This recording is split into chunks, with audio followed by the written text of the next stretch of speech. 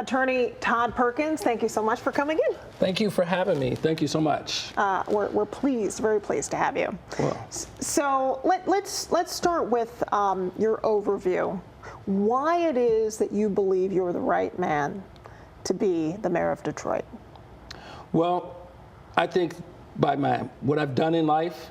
Well, I know what I've done in life and number one, how I've lived my life, having been an individual who is born and raised in the city of Detroit, is a husband and a father, knowing and understanding the pulse of the community.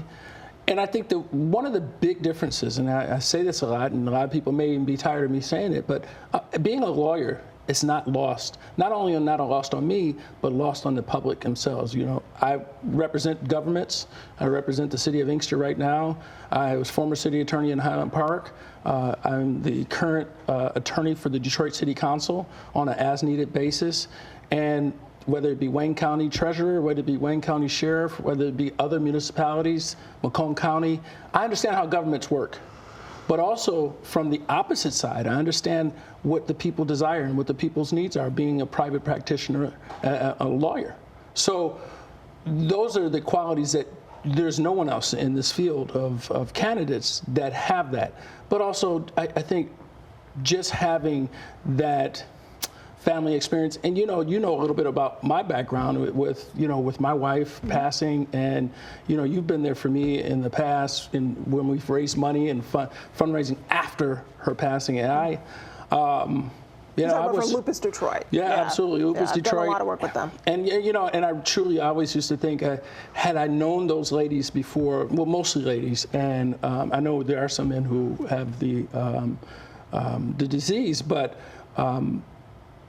Had my wife known them, it might have been a different outcome, and I live with that, So all those combination of experiences, and trying to live a life positively, and being an example to others, I know that I'm equipped to run the city. I know that I'm equipped to lead the city, and this is the time. You know how you hear that phrase? You've been working and practicing and honing your craft for the next stage, and this is the next stage.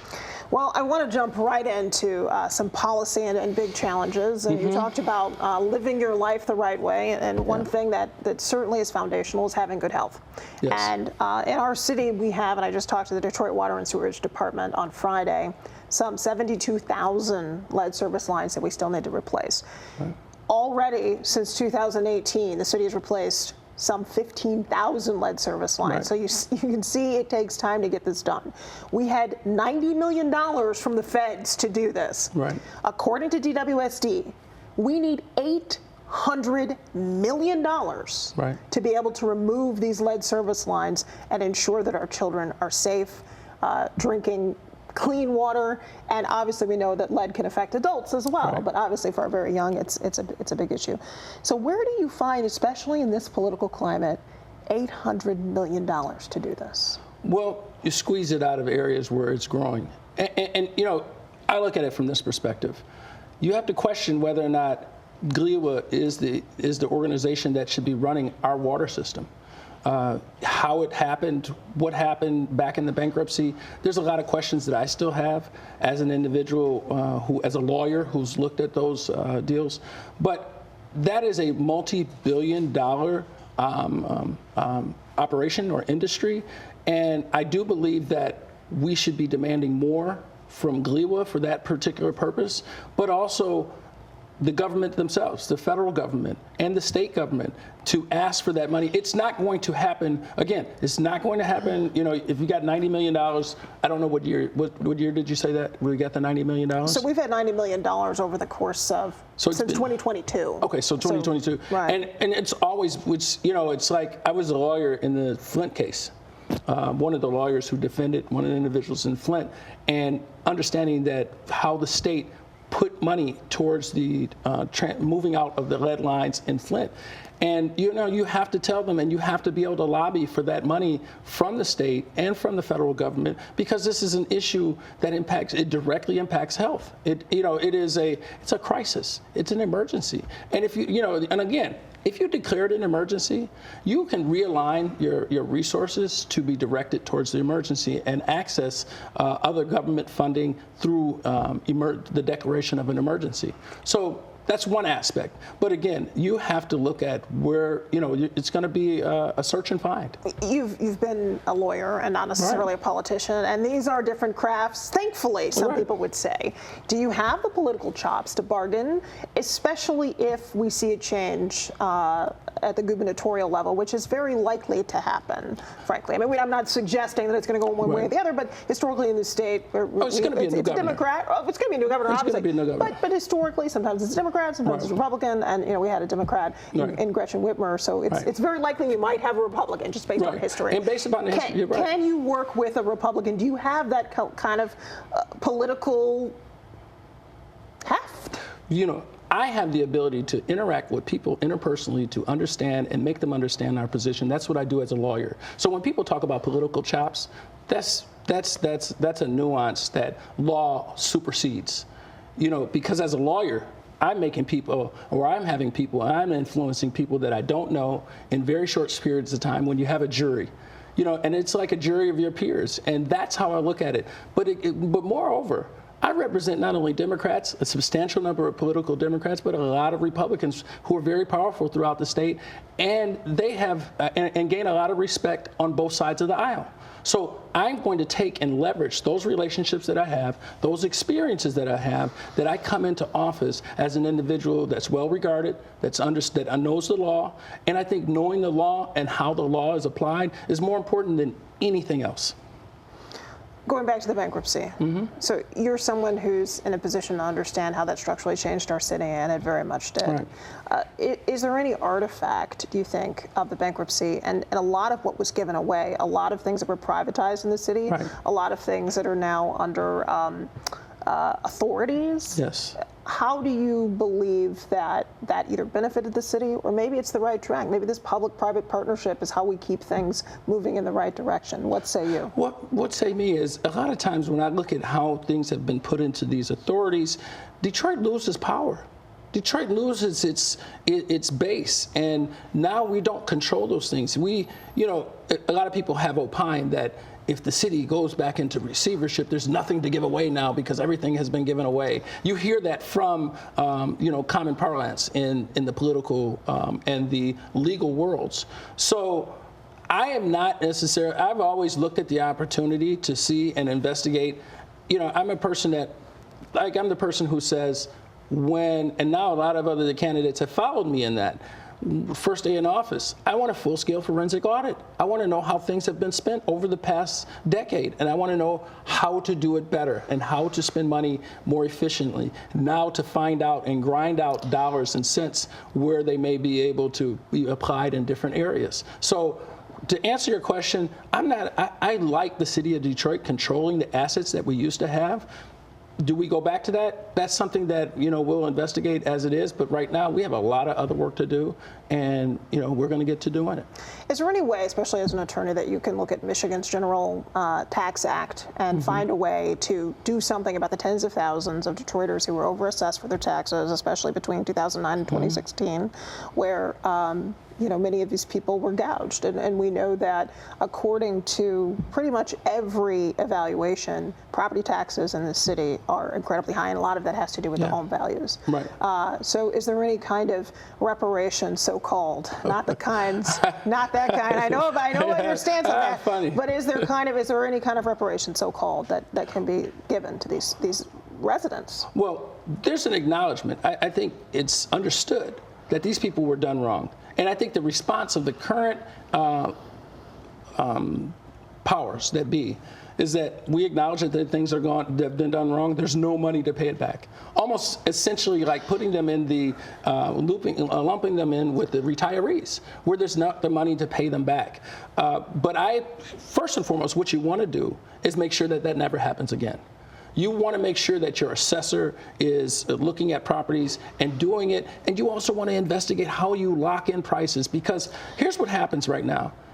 I don't know if your station reported it, but in recent weeks, it was reported for the first time ever, the average home price in the city of Detroit is over $100,000. What does that mean? What that means is that if you apply the high tax rate that used to be applied to a property that may have been $40,000 or $50,000 and now it's $100,000, that high rate is now even double. So we have to do something about that going forward, even before we look back to what happened to those individuals who were done wrong with the $600 million, levy, or the encumbrance. I think it makes light of it when you say $600 encumbrance. It's a $600, illegally imposed tax that should just not have been imposed. What about the argument that all of these homeowners basically waived their claim because of statutory concerns, and that we have been long past that? Do you buy into that argument? Number one, here's the thing, how statute of limitations works.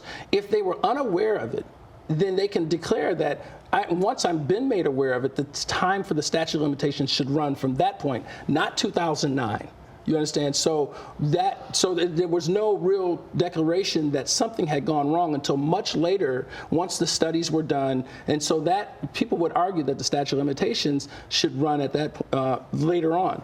Also, some people could declare that this is a constitutional violation. It's a taking without justification.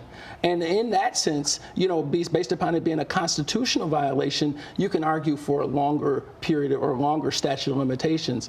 And I do believe that, as a city, we want to do what's right. And there's certain things which you call equity.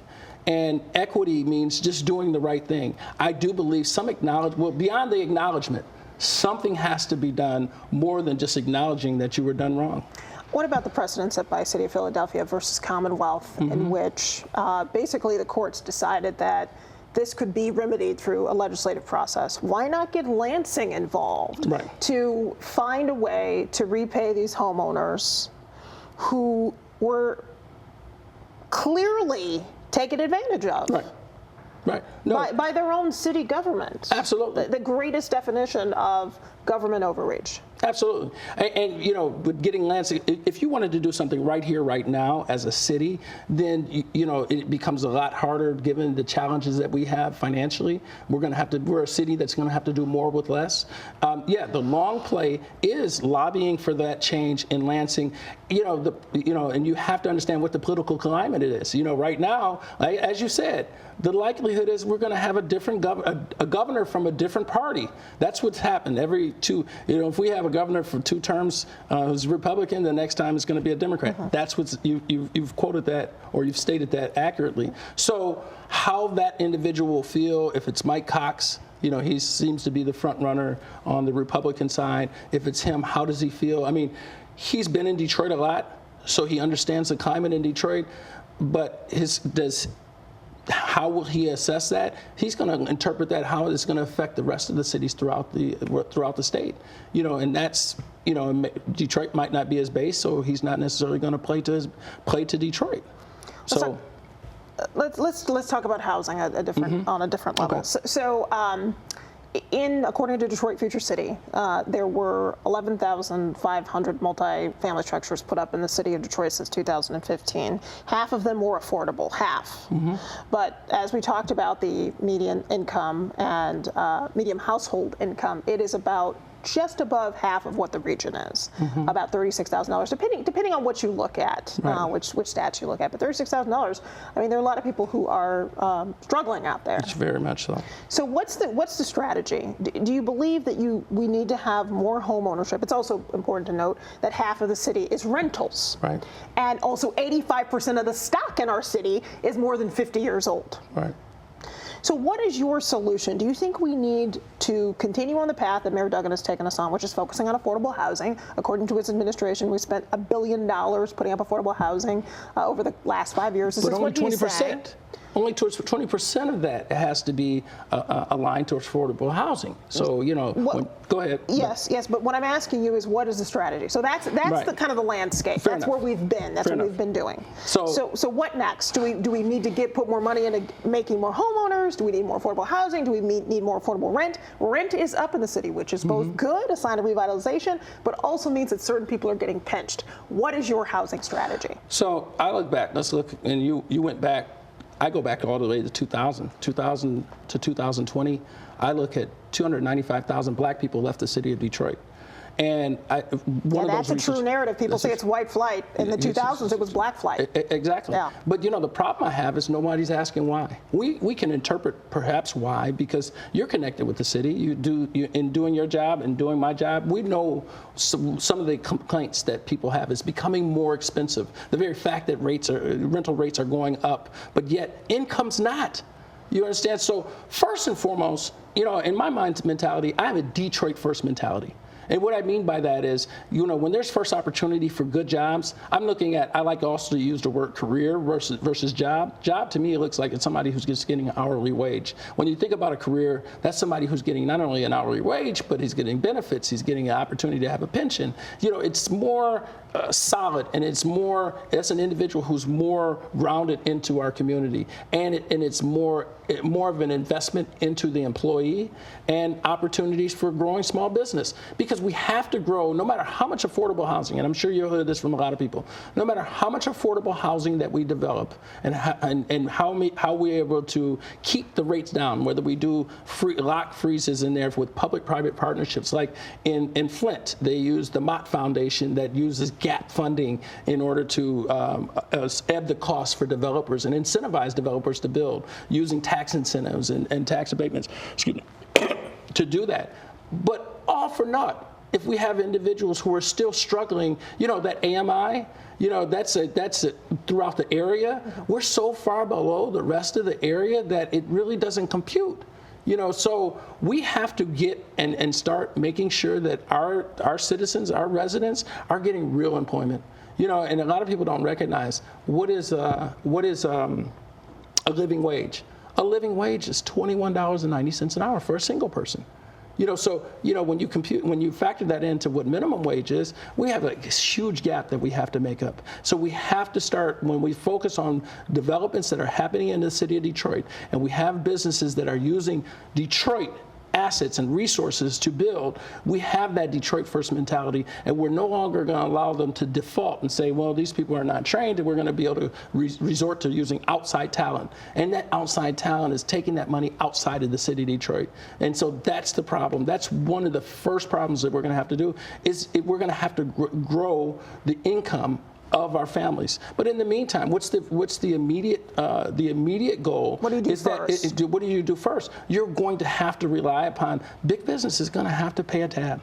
You're going to have to rely upon our nonprofits and our public-private partnerships in order to bridge that gap, because we have to have some kind of rental lock at least. But then at the same time, you've got the landlords on the other side saying, why are you taking this out against me? So there's a lot of different things that we're going to have to sit at the table, and we're going to have to work that out. But you cannot expect people with rents rising. The math doesn't math. It just doesn't. So if you have to start with a project day one, are you giving tax abatements then to some builder, Bedrock, who, for example, put up 20 new structures in Brush Park and filled in approximately 8 acres of land? It's a completely different place, where a lot of it's affordable. Are you doing that strategy, or are you trying to see multifamily homes come up? Well, I want single family homes. Detroit used to be a city of family homes. And a lot of that has been lost, because when you talk about the units that have been built, I don't like how people reference units, because most of them are studios and single-family apartments. Those aren't homes. Those aren't residences that are 2 and 3 bedroom. I mean, I was just in a development this past week. I mean, a lot of them 2 and 3 bedrooms. Some of them, but I'm talking about. But if you look at the numbers, they're not. They don't fit the family dynamic. And as a city, I've grown accustomed, and I'm a traditionalist, and I want to get back to building those homes. And we haven't been building homes. So getting back, day one, Where are we going to, we're going to align those resources, which, $784 million between 2017 and 2023 that were used from City of Detroit resources for big business in the downtown area, core city. We have to go out into our neighborhoods. The media has pinned me as the neighborhood mayor.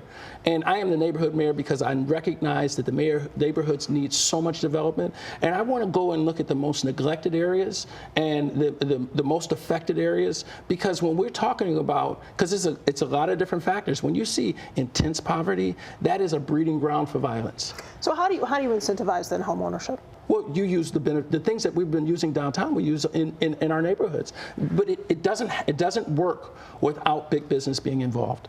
But what you want are those partnerships with small businesses. You want to use Detroit contractors. You want to make sure that Detroit employment is being used so that people in the city of Detroit are benefiting from the growth rather than watching it. You know, if you do that, it's going to take some time. It won't happen overnight. Nobody expects this to happen overnight. The problems that exist didn't happen overnight. And so where you see progress in the city, you're taking that momentum and you're moving it into other pockets of the city that haven't seen it. But you have to do it, and you have to be diplomatic, and you have to tell big business, you guys got to come uptown now. I just talked to a candidate about the Land Bank Authority, and their budget was gutted. And yes, they do have property. Their budget was gutted. Okay. And yes, there are still properties in the pipeline. Yeah. We've done a number of stories of people who have gotten their homes through the land bank. So what is your stance on the land bank? What is your alternative? Because it doesn't seem like we're hearing a plan for what could replace the Land Bank Authority. No one's saying that the Land Bank Authority is perfect, right, but people have gotten homes that have been structurally sound, that have roofs, that have HVAC systems. Right. So what's your take? Let me explain some of the issues that I've had with it. Is that, I hear so many complaints from individuals that they make efforts to purchase properties, but yet they're not listened to while developers get access to different properties. And I've done some pro bono work with people who have bought homes from the land bank, and they're not able to meet those time parameters, and oftentimes it's the threat of losing that property after investing in that property. So we have to give more grace and equity through the land bank, because what is the land bank called? It's a community land trust, and it just hasn't, and it was initially for only a set period of years. The reality is the land bank, there's not as many homes as people think there are in the land bank. A lot of the substantial ownership of the land bank are vacant lots. And so we're going to have to, that's where you're coming in to incentivize the growth of building. And because we can refurbish some of the stock that we have, but we have to make a conscious effort and an intentional effort to reach out to those who want to use homes. And I have an idea of using some of those homes to incentivize bringing back some of the Detroiters that have left.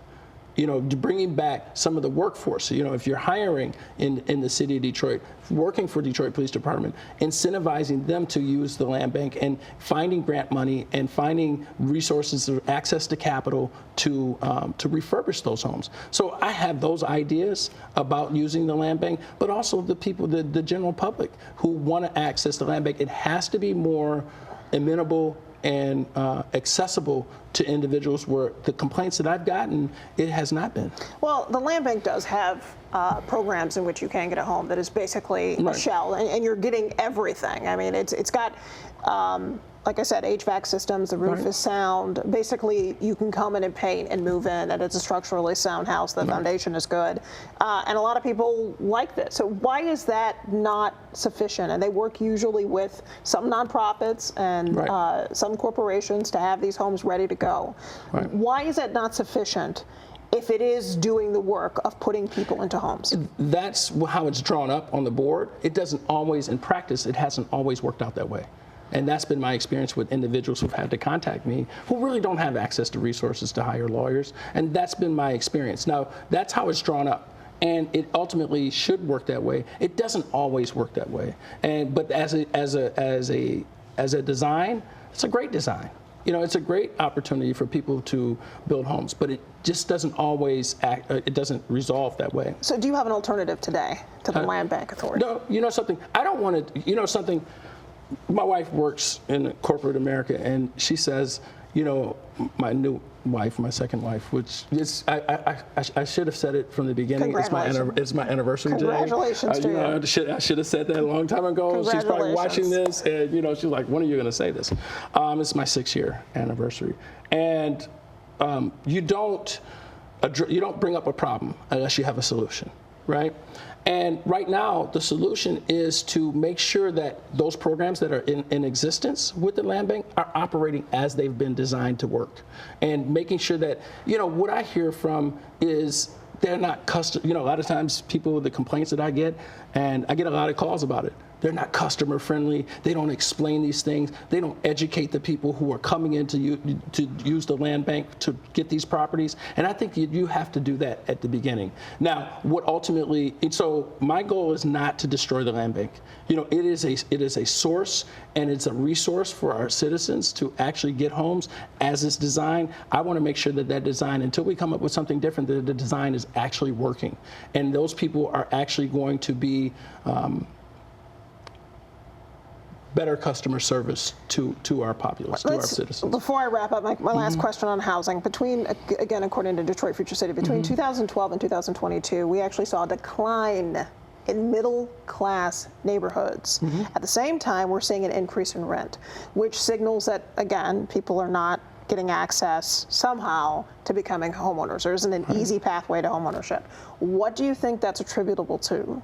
How do you turn around that trend? Well, that's people not working. There's people not getting the jobs that they need to get or the careers that they're trying to make. I got into this, and people ask me, why did you get into this? Why did you want, you've had some success as a lawyer. You've got a great firm. That's what people say. I didn't say that. But, and why did you get into this? I'm into this because, I have young kids, and I got a son who's a junior in college, and I look forward to him wanting to come back to the city of Detroit to build a life, to build a career, and having access to opportunity. And I believe that's the failure for us to make sure that cities don't create jobs. They create the atmosphere in which jobs are created or careers are made.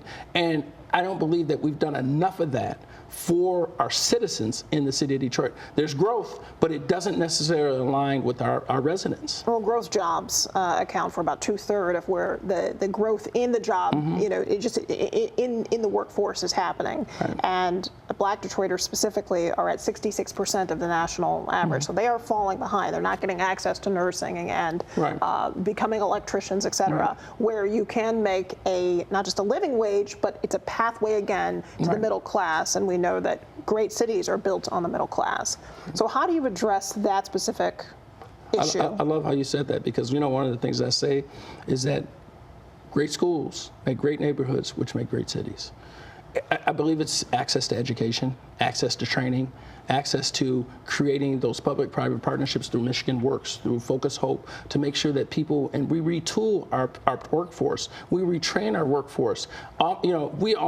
This is a whole education issue, and I don't know if we'll get to that. We will. But, it's the whole education where, we're falling behind there. The state of Michigan is falling behind as a whole. It is. But, the city of Detroit is even at the bottom of the state of Michigan. So, where we're at, we owe it to our young people and to our people in general to make sure that they're trained. Because remember I said that, and I didn't really fill in the blank when I say they go default and hire people outside the city of Detroit. You have these jobs, and they say, the employer will say, or the contractor or the big business will say, well, there's no one here who fits the qualifications. We have to make sure that they fit those qualifications by providing the training. And that's where I look at working in the rec centers. I want to design rec centers and redesign our rec centers to be our community hubs, where access to internet, access to technology, access to training, access to internships, and creating those pathways for not only young, but also our adult population. So I just believe that we have to make sure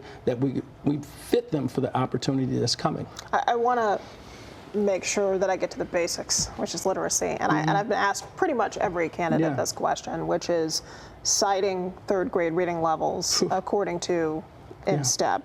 11.7% of children in DPSCD can read at or above grade level. Yeah. That's the percentage that can read at or above grade level. I always say it twice, because every time it comes out of my mouth, I can't believe I'm saying it. I know. That almost 90% of third graders in DPSCD can't read at or above grade level? 90%, close to. Then take that further to the people who are there, graduating people who can't pass the standardized test. And actually, graduation rates are the best that they've been since they've been tracked for DPSCD. But the question is, when people are coming out, do they have these gaps? And when we've talked to literacy organizations, they say they do. You know, we talked to a young man who had a significant gap and continued to pass through and got to the 10th grade not being able to read at a 3rd grade level. Right. So what's going on? What new ideas are there? And of course, I always say the mayor of Detroit doesn't control the school district. However, he or she does set a standard. He or she can bring ideas. He or she can have collaboration. He or she can address some of the issues that account for children coming into school behind. And I've cited this before. If maternal health isn't right, if women can't convert folic acid, which some can't, and need folate, that can affect brain development, or aren't getting enough choline, if they don't have basic maternal health. So, and Dr. Vitti has talked about this, that kids are coming into school behind. So it's a complicated problem. It is. But it is maybe the most significant issue we face. How can you be a part of the solution? Absolutely, and I like how you frame that. That, you know, this mayor of the city of Detroit can't punt on that because he's saying I don't control the schools. We do. A leader leads without borders, and what you're going to do is, one, you're going to make it safe for kids to get to school. You know, absenteeism is one of the biggest setbacks and hurdles to a kid progressing in school. And a lot of times kids will not go to school. I shouldn't say kids, but young people don't go to school because they don't feel safe. You know, so that's, you know, so if you look at my thing, public safety, number 1, education is number 2 on my Perkins Plan platform. Okay. So getting safe routes to school, safe routes to our rec centers, and after school supplemental education, and safe routes home. So that's the first thing you want to do. But also at the same time, you want to provide additional services to the extent, creating that partnership with the schools, because it's not just DPS anymore. And you know, you have to focus on charter schools too. I am a person that, you know, if DPS is held to a certain standard, I think that all schools should be held to a certain standard too. And it doesn't necessarily apply, you know, across the board for all schools. So, but yet you have some charter schools that are doing, like you look at Jalen Rose's school, it's doing great, you know. But then you also have models within the Detroit Public Schools that's doing great, like Marygrove. You know, they graduated at 100% of children graduating, and you know, you have to look at those models and what are they doing and take out what they're doing. But also in our model, I did mention, and I said it before, about our rec centers. You know, having rec centers throughout our neighborhood, the things that I used to recall when I grew up, and some of them then in my neighborhood, one of them in my neighborhood right now that we've been trying to reopen for the past couple of years, getting those things open so that young people have access to mentorship, access to additional technology, but also access to internet. Some of the basic things that some of these kids go home and they don't have those access. And so, you know, if they're not getting it in the classroom, oftentimes you're required to do homework. How are you going to be able to get it done if you don't have the tools to be at home to get it done? So we need to have those rec centers and have them open later, have them more accessible to these young people. But then you got another thing. You talked about health. Let's talk about public transportation. You know, we got to be able to get them there efficiently. You know, I rode the bus system recently. It's not efficient. It's not effective. So you're right. It is so many things that you have to work on, but I think that first you're going to work on the safety component and getting them to school. Once you get them to school, then you have to have that access to, you have to have that additional access outside of school to assist.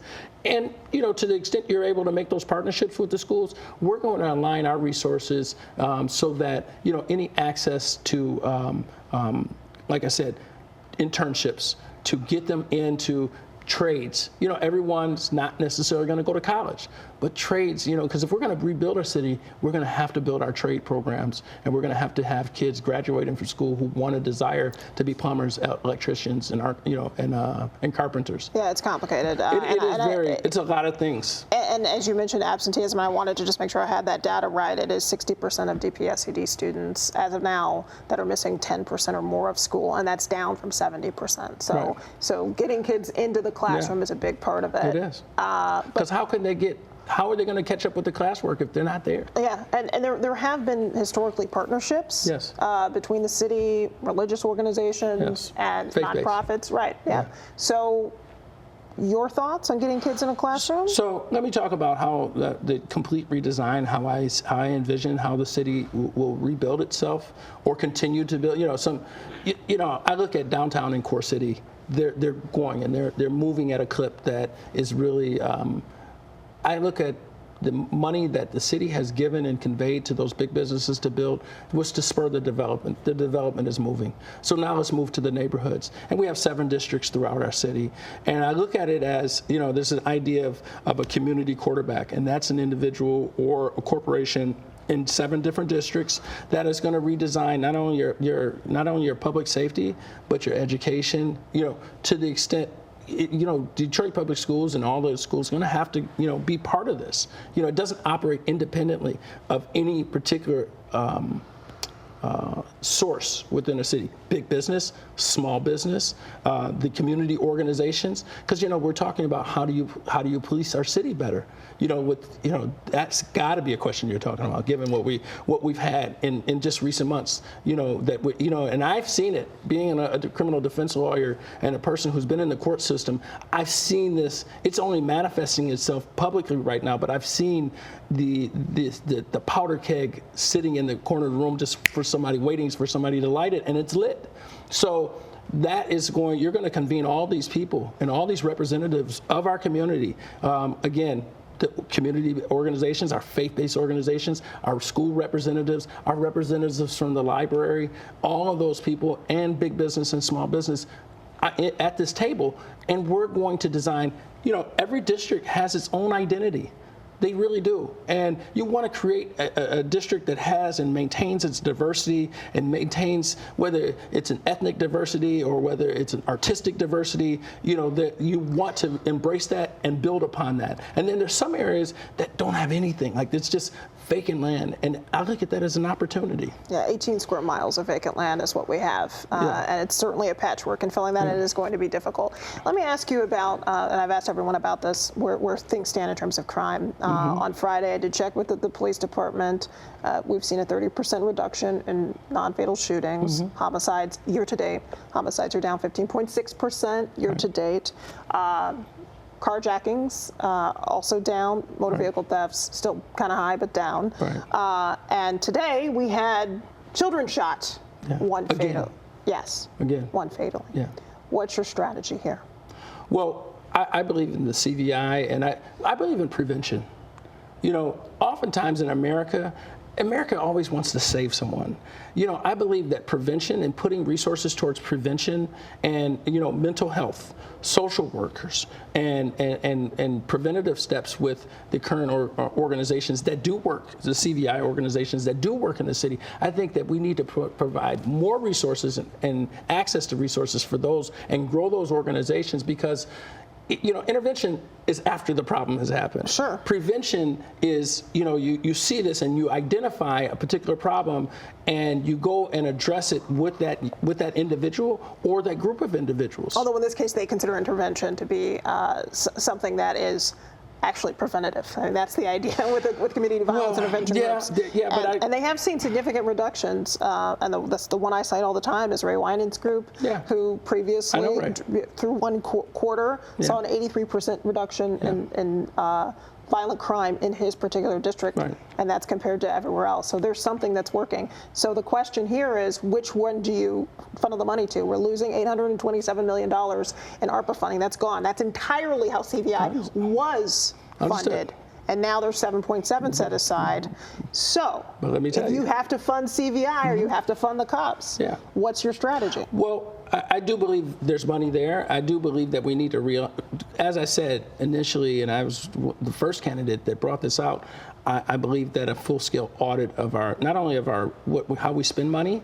I think we spent money, and we've spent money on things that we could have saved money on.